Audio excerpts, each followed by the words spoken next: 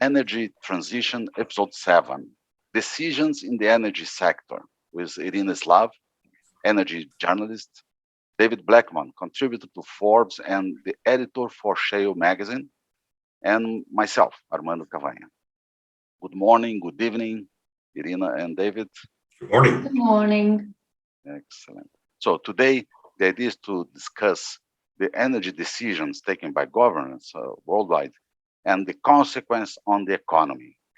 Please, David, let's start with you. The first point you would like to bring to us. Well, the first point I think we should talk about today is the ongoing suspension of the federal leasing program in the United States by the Biden administration. It's a kind of an informal suspension at this time due to the administration getting a negative outcome in a court case, a court decision. And it's been suspended off and on, of course, since President Biden took office. He, on the second day of his administration, issued an executive order suspending it initially. And then the Interior Department, which governs federal leasing sales on federal lands and in the Gulf of Mexico, delayed restarting it for several months. The initial suspension was to be 30 days, but ended up being 6 or 7 months before they finally held a lease sale. And, this becomes this ongoing suspension of this leasing program becomes a real point of contention, particularly now as the Biden administration has suddenly discovered that we have an oil and gas industry in the United States that could conceivably increase production substantially if the administration would do its own job. Last week, Jennifer Granholm, the Energy Secretary, urged the oil industry for the first time in the United States to actually produce more oil after having spent the last year urging everyone else in the world but the United States industry to produce more oil. So, one way you produce more oil is to drill more wells on federal lands. But we have this contradiction, this hypocrisy really from the Biden administration doing everything it can to prevent new wells from being drilled on federal lands and in the Gulf of Mexico, where 14% of American oil production comes from. So it's a real kind of inconsistency, I guess maybe is a good word to use for it on the part of the administration. And they need to stop playing games with this leasing program. It's pretty important for the overall industry's health in the United States. And only for federal lands, but are there more areas that are being explored at this time and leased? Oh, yes. 80, like I said, about 14% of U.S. oil production comes from federal lands in the Gulf of Mexico. And, that percentage has been fairly static for the last 20 years or so. But much, much more comes from private lands in states like Texas and even state lands owned by state governments. Wyoming and New Mexico are good examples of states where the state owns a lot of land and a lot of the oil production comes from those states' lands. But mostly, well over half of oil production comes from private lands. And, those leases are just between the landowner and the oil company that wants to take the lease. So, but it's still a pretty significant part of our production comes from federal lands. And when you see the government discriminating against an industry like this, which is what the Biden administration is doing, is trying to pick winners and losers in the energy space, that's really not even consistent with American law and shouldn't be allowed. Irina, Maduro may be very happy with this decision because he can export more oil to the United States now, no? Sure. Yeah, and that's part of what the Biden administration has done in the last 2 weeks. Despite, the United States having sanctions still, in place on the Maduro government. We have the president sending emissaries down to Venezuela to urge that country to produce more oil. And plus, Vladimir Putin is happy with that because Russian oil companies have made great inroads into Venezuela's industry over the past decade. And those two countries are heavily entangled with one another now. So you're indirectly supporting the Kremlin when you support the Venezuelan oil industry. Good. Irina, would you please bring your point from Europe region? Right. Well, I think the biggest mistake European governments made, and I include the UK government in that, is they really rushed into the buildup of wind and solar without really thinking about the consequences, without really thinking that maybe not everything will go as planned. And they also accelerated the retirement of coal plants and of nuclear plants. I just saw that, remember Germany a few weeks ago, the government was talking about probably, maybe, possibly extending the lives of their nuclear plant fleet. Now they've gone back on that. Now they are saying we will not extend the lives of our nuclear plants. What this tells me is that really politicians don't exactly know what they're doing. They are reacting to events rather than planning for the long term. I think a big part of this were the student protests a few years ago, the Greta Thunberg inspired movement that made the climate change problem really urgent in the eyes of governments and other decision makers. This played its part, but it doesn't excuse the lack of long-term planning and trying to anticipate unforeseen consequences. You mean that accelerate wind and solar, they are not available yet. And nuclear plants, to start the nuclear plant construction today, will be available only 3, 4, 5 years later. So exactly, you need to anticipate things. You need to plan for the long term. You can't just say, okay, we'll build more solar farms and wind parks, and that's that, we have no problems, and we'll retire all the coal plants. The fact that the UK had to restart a coal plant last autumn to make up for the shortage in energy is, I mean, illustration enough that this wasn't the best decision. And the whole energy crunch because there wasn't enough natural gas, because Europe didn't think it would need so much gas with all this renewable capacity, and they were proved wrong really quickly. And that, and many rash decisions, basically. You know, the point about it taking time applies really to all forms of energy. You know, for an oil lease in the Gulf of Mexico in the United States, from the time you take the lease until the time you finally get to first production is, you know, it averages 7 to 10 years. So it's not a matter of just flipping a switch and the lights come back on. It's a long-term process that involves billions of dollars in investments. And Irina's point is exactly right. If the government is not looking forward-looking on these things, you end up in a crisis, an energy shortage like we see today, really across the world. And there's another thing, in Europe, there is much more opposition to local oil and gas production than there is in the United States. And that's true across Europe. I remember there was some exploration work for shale gas in Bulgaria quite a few years ago.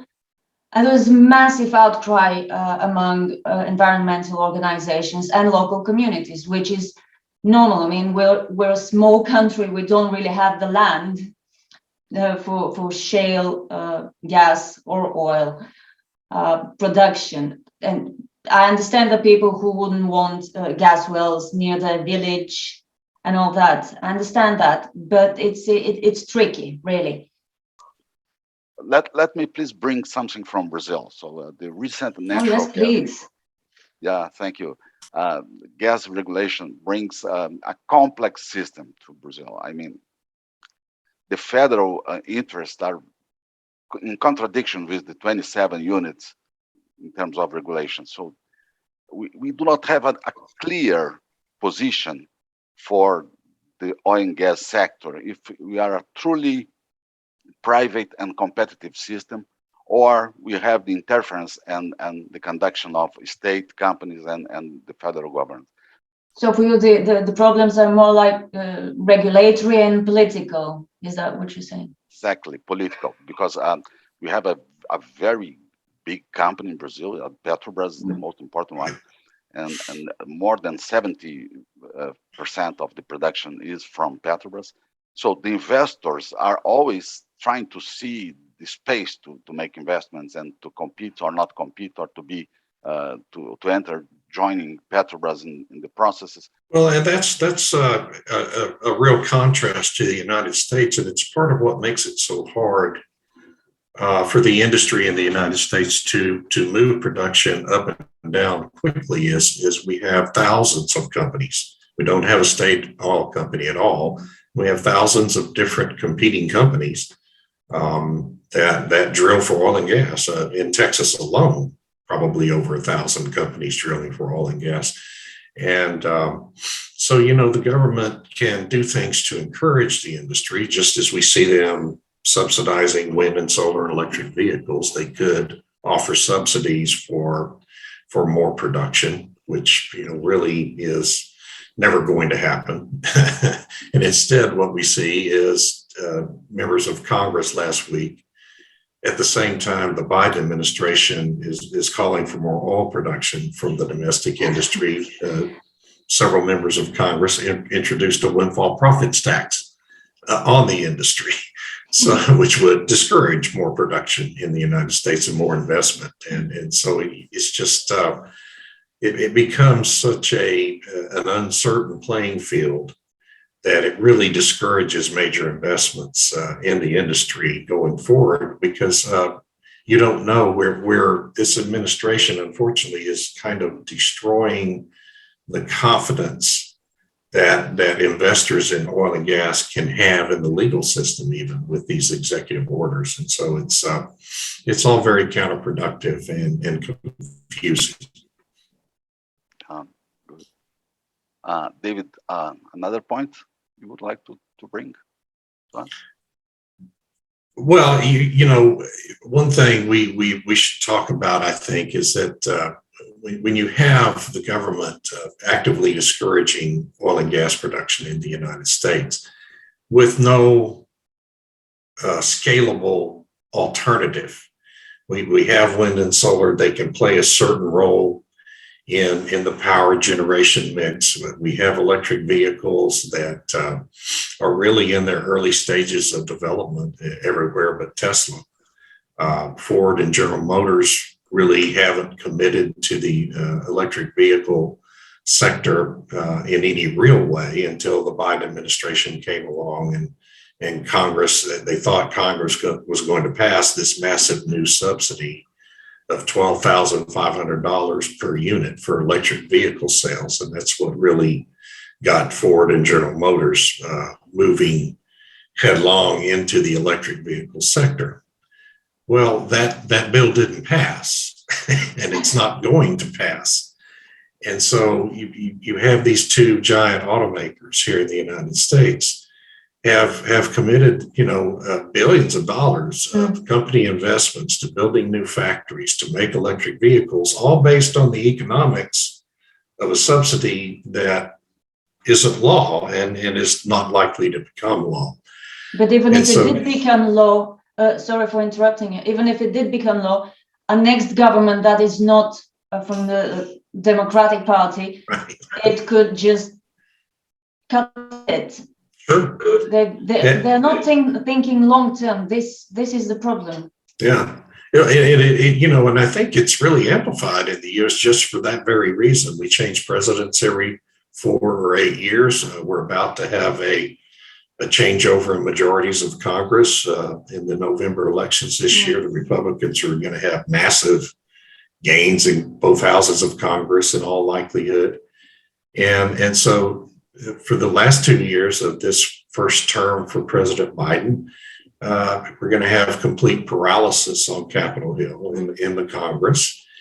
And then, just in 2024, we'll elect a new president. Biden could be reelected, but it seems highly unlikely at this point. And so, we can't do long-term planning in the United States, and this entire energy transition, its entire foundation is based on planning through 2050, which no one in the United States does in any real sense. We see companies making all these net zero by 2050 commitments, but these corporations don't plan their business through 2020. I mean, we're lucky if they plan the business 4 years ahead, much less 28 years ahead. And these contradictions means the presence of activists in the cabinet and the government. You mean? Oh, well, yes. I mean, we have a Secretary of Interior who is a lifelong anti-oil and gas activist. The director of the Bureau of Land Management, which regulates the oil and gas industry on federal lands, is a former activist anti-timber activist who engaged in tree spiking back in the 1990s. And the president has nominated a person for the Federal Reserve Board who is a longtime anti-fossil fuel activist, and they're, the entire EPA almost, a good portion of the Environmental Protection Agency has come out of organizations like the Sierra Club and the NRDC and Earth First and all these radical left-wing activist groups. So, it's not surprising the kinds of policy decisions we see made in this administration when you consider who staffs it. And that's an entirely intentional thing, all designed to support the Green New Deal. And now they're having to go back on their campaign promises because the country needs more oil. Yes, and that's, of course, not a comfortable position. And it's not something you can even believe. Right, when they say that now, you can't. They've spent so many years and so much energy and time advocating against the industry. And now when they say, "Oh well, we really want more oil and gas," it's really not a believable thing. And so I think it probably does them more harm than good in terms of being able to be reelected. Excellent, Irina. And about UK is making a movement to gas or to nuclear plants, or what the trend for UK energy capacity? I know they're building one nuclear plant, which is taking an awful lot of time. They're mostly betting on renewables, it seems. And there was a push to suspend all new exploration for oil and gas in the North Sea. But I think the industry stood up to those calling for this. And thankfully, the government listened. At least for now, it is listening, because obviously the United Kingdom cannot wean itself off fossil fuels as quickly as the government and environmental organizations would like to. But like the European Union, at least that's the best I could say about European governments. At least they are consistent in their desire to get rid of fossil fuels. It might be ill-advised and not really smart, but at least they are being consistent. Even in the current situation with oil and gas prices, especially gas prices, with the war in Ukraine and all that uncertainty, they are still soldiering on, planning to build more renewable installations, more hydrogen, and reduce consumption of natural gas. So at least that there's this consistency. It's going to cost us all dearly, but at least they're following their path, unlike the US administration. So we had two really interesting examples of wrong politics, different approaches to doing the wrong thing, if I may be so blunt, and I think I may.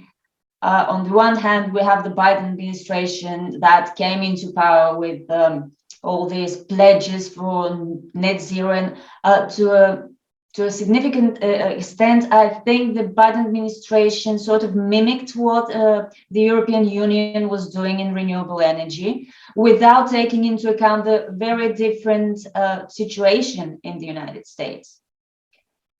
So they had to go back on some of their main promises to reduce oil and gas consumption and production. In the EU, nobody's talking about it, about increasing local production, because there isn't so much local production. But they are talking about a huge increase in LNG imports, which wasn't on the table before. Even there was one planned LNG import terminal for Germany, and the company behind it scrapped the plans and decided to build a hydrogen terminal instead. Now they're back to LNG terminals, and they're planning 2 of them to be ready in 2 years. Yeah. They're scrambling for an exit from the situation they put themselves into, basically. And Irina, your point about the United States going down the same kind of policy road that Europe has gone down was really illustrated over the weekend. The state of California's government, which is well down that road, well ahead of other states in the United States on renewables, had to request an electric vehicle owners to avoid recharging their vehicles. Because they were having a shortage of deliverable capacity on the grid. And so they've created a situation now where they're so short of real energy generation capacity that they're having to ask EV owners not to charge their cars. This sounds like something out of a satirical website. No, it's theater of the absurd all over the world. Yeah. What did EV drivers say to that? Well, I'm sure they all charged their cars just like they always did, and hope the grid didn't fail. But it's going to become a bigger and bigger problem as you're replacing all these energy dense generation sources with solar panels and wind farms. At the same time, you're building out a massive fleet of electric vehicles that require electricity to be able to run. You're moving the grid in this direction and the transportation fleet in this direction, and one is ultimately not going to be able to service the other. And then what do you have? You have a disaster, and no one seems to be really. Other than Elon Musk, who keeps warning that you're going to have to double grid capacity just to service electric vehicles. No one in a position of policy-making authority seems to be thinking about that. Yeah, they don't seem to be thinking about the really important stuff. They're thinking about what they want to think about. Yeah, what's the next virtue signal they can send? Virtue signaling, yes, that's what I was about to say too. They're mostly concerned with that and what investors would say. Investors apparently don't know a thing about how the energy market works. Yeah, that's right. Let's move to another point that's very curious for me. How can we compare Nord Stream 2 from Russia with Canada Keystone XL pipeline? So both were stopped, suspended. How can we see these 2 actions? Oh, well, one's a gas pipeline, the other one's an oil pipeline. Pipelines in general. Yeah. Well, I think the situations are very different because Keystone XL wasn't vitally necessary at the time it was suspended. It has now become more important, I think, David, if I'm not wrong. after the US ban on Russian oil imports, they really need to replace this, and they can't unless they replace it with more oil by rail. That's But right. Yeah, and it's the there is an same. alternative. Oh, go ahead. Go ahead. There is an alternative. There is oil by rail from Canada. They can take it in this way. Germany cannot take twice the gas it is taking via Nord Stream 1 without Nord Stream 2. But it doesn't want to anymore because it's building those LNG terminals. And the gas from the United States are not enough. No, it can't be enough, and there isn't enough import capacity. There aren't enough regasification terminals. That's a big problem too. The US has the resources, as David pointed out in one of our previous conversations.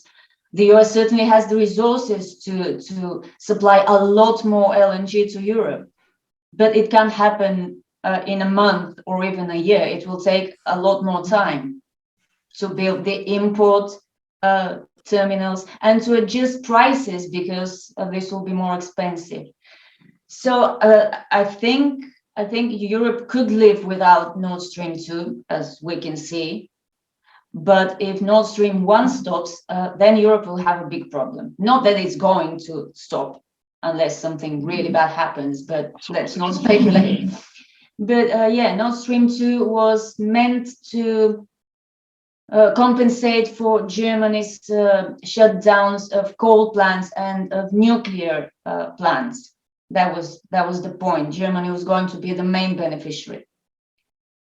But now that they are reconsidering some of the coal plants, maybe they will reconsider again the closure of the nuclear power plants, as already happened once this month. It could happen again. So you never know. If they're ready to extend the lives of their nuclear plants, they'll be fine without Nord Stream 2. And maybe it will turn out to be not as critical as it was believed to be.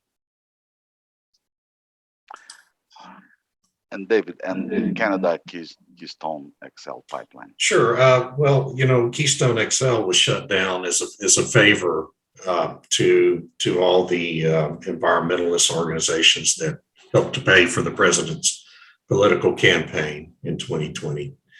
That was a purely political move as opposed to Nord Stream 2, which was, of course, a decision generated by an act of war. And Keystone XL cancellation was generated by an act of activism. We can move more Canadian oil into the United States and are over rail lines and in trucks, but these are, not as safe as doing it in a pipeline. They pollute more than moving oil in a pipeline. And yes, Serena's right. I mean, with the ban on imports from Russia now and the heavy oil that our refiners were receiving from Russia, those refiners are going to have to replace that with heavy oil from somewhere, and that was part of the reason why President Biden was sending his representatives to talk with Venezuela about getting more oil from there. It's essentially the same grade of crude oil that can be refined. These refineries, a big part of the issue we've had in the United States is our refineries, especially along the Gulf Coast, have been tooled to process heavy oil and not the light sweet crude that comes out of U.S. shale plays. And so we've had a need for those volumes. But the other thing about the Keystone XL decision is it's also part of just an overall anti-pipeline movement among the activists. And, the fact is they're opposed to all pipelines, oil or gas, and you can't move the product. I mean, that's obviously the best way to move the product to market. So if you want to produce more oil here in the United States, we're going to have to build more pipelines. And that means the federal government is going to have to approve the permits at the Federal Energy Regulatory Commission. So it's just this big conundrum that every president faces where energy is concerned to some extent or the other. And And this president is facing it in a more robust way than any other president I've seen in my lifetime. And if I may just add about Nord Stream 2, I think this was another act of virtue signaling. If you really wanted to punish Russia for Ukraine, shut down Nord Stream 1. But they can't afford to do this, so they shut down a project that's still in construction. Well, it was completed and ready for gas, but it wasn't functioning. It wasn't bringing gas into Europe yet. So it was just an empty symbolic gesture, nothing more, nothing less than that. Okay, to go to the end of our meeting today, I would like to address the following point, please. With the end of the war, that seems to be very clear that will end very soon. What can happen with energy in Europe and United States in the next years? What can we happen? What can we? Yeah. Well, it's a difficult situation. You know, much will depend on how the war ends, of course. You know, if Russia ultimately does not prevail completely and Ukraine remains an independent country, that's one outcome. But if Russia completely dominates Ukraine, that's going to keep pressure on these governments in the Western world to leave these sanctions in place and maybe even implement more sanctions where Russia is concerned. And so for Europe and the United States, our relationship is going to be, I think, the biggest piece of it where energy is concerned will be LNG for the foreseeable future and exporting as much LNG over to Europe as possible to make up for the loss of Nord Stream 2 and just ensure that countries like Germany can keep their power grids running. And I think, you know, Europe is going to have incredible challenges in securing, you know, its energy supplies in the future, because I think what they've seen here with this invasion of Ukraine is they just, hopefully anyway, these governments have had a realization that they can't base their entire energy futures on oil and gas coming in from Russia, while at the same time recognizing they need the oil and gas and are going to for decades to come. So it's the geopolitical consequences of this invasion of Ukraine are just massive where energy is concerned, and it impacts everyone, really the whole world.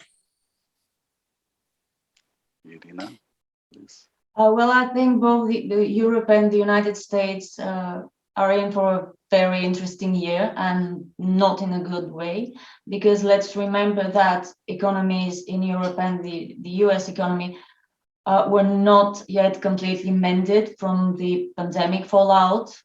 Inflation is sky high on both sides of the Atlantic, and that was before the war in Ukraine. The war just made things a lot more problematic, and even if it ends tomorrow, which it won't, but let's say it ends tomorrow, sanctions will not be lifted the day after tomorrow. They will stay in place for a while longer. So uncertainty will remain for months, if not more than a year. So really, I don't see things changing, particularly in terms of oil and gas prices or energy security for Europe, especially over the next year. David, do not forget that Petrobras has 1 million barrels per day to export. We are exporting to China nowadays, so we can move to United States if you need. Please call us.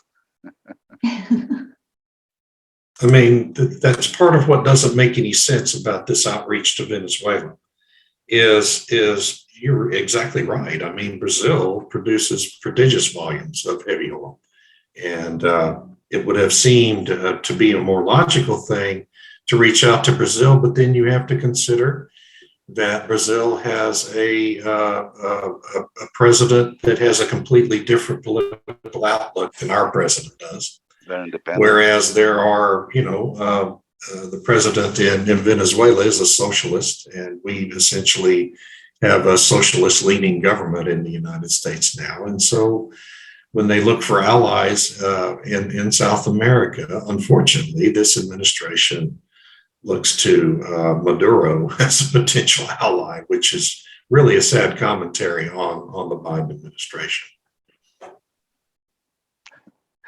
Okay. Thank you so much for this nice conversation today, Irina Slav and David Blackman. It was a pleasure. Thank you. Pleasure as always. Thank you. Bye-bye. Have a good day. Bye-bye. Bye-bye. Have a good day, Bo.